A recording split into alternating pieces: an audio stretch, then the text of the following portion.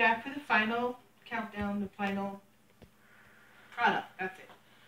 So there's the broccoli, and JJ's making me laugh again. Okay, so over here we have the curry flavored rice. So we're gonna put some of that. Little for me. Yes, we know, JJ. You eat like a bird.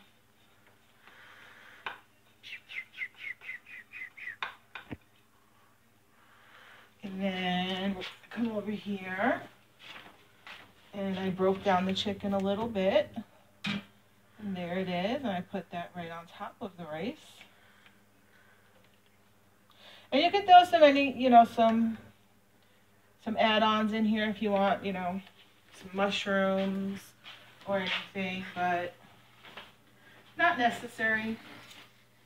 So I'm going to put JJ's broccoli on his plate so that he actually eats it. Doesn't ever stop. And there you go. Crock-Pot Ranch chicken. Broccoli on the side.